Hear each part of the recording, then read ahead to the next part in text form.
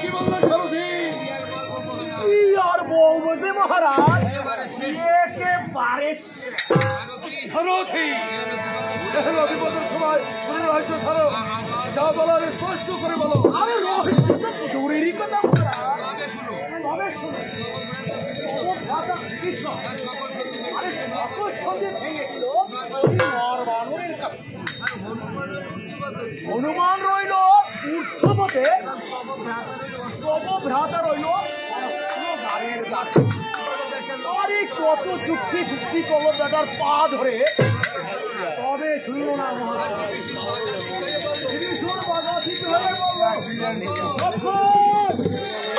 ব্রহ্মবাণে হবে বড়। আরে লক্ষণ ছুড়িল মান, একেবারে নদীতে উড়ে গেল পরাণ মহারাজ।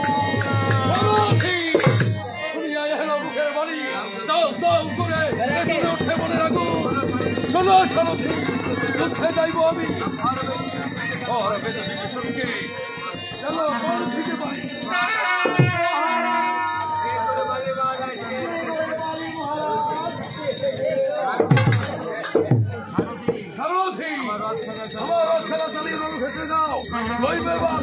হত্যার প্রতিশোধ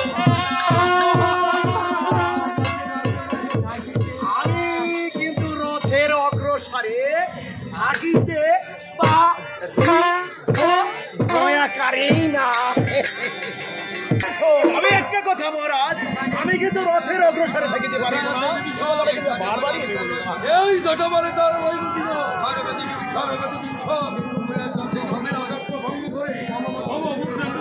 হত্যা।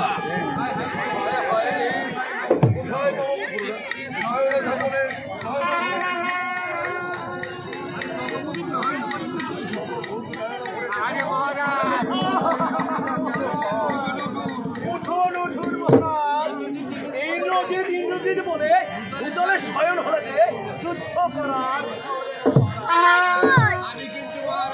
আমি কিন্তু মহারাজ ওই রামহরির নিকট আমি কিন্তু যেতে পারবো না, মায়াকারী না। ওই যত যাহা কিছু বলছিস না কেন, তোর কথাগুলো আমার মতো ঘরে খামারছে। এখনো বলছি এবার পুত্র হত্যার প্রতিশোধ। যতই তাহা কিছু বলেন মহারাজ, আমি কিন্তু রামহরির নিকট যেতে পারবো না মহারাজ। বাপরে বাপ।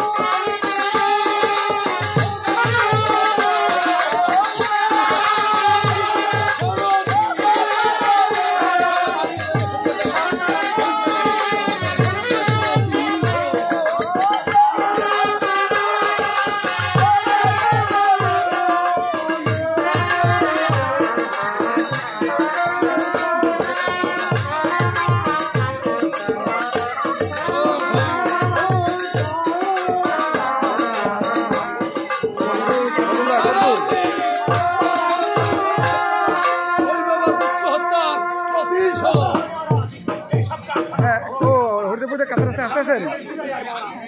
আমি কিন্তু ওকে ধরলে আমি কিন্তু আর ছাড়বো না মহারাজ। হ্যাঁ ঠিক আছে আর বেশি সময় লাগবে না, 5 মিনিট লাগবে। সামনে আছি, আমি রাস্তা দাঁড়াই,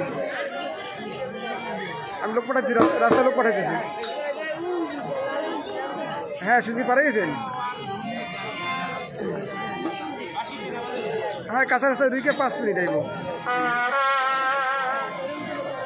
না ওদের নামতে হবে না কোথাও, মেন রোড দিয়ে একেবারে।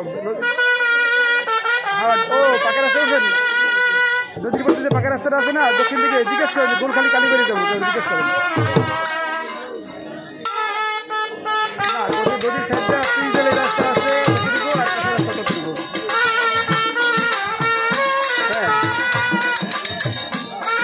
ও তাহলে 5 মিনিট চলে যান, আমি সামনে আছি, আমি রাস্তায় দাঁড়াই, লোক পাঠাই। হ্যাঁ কালীবাড়ি।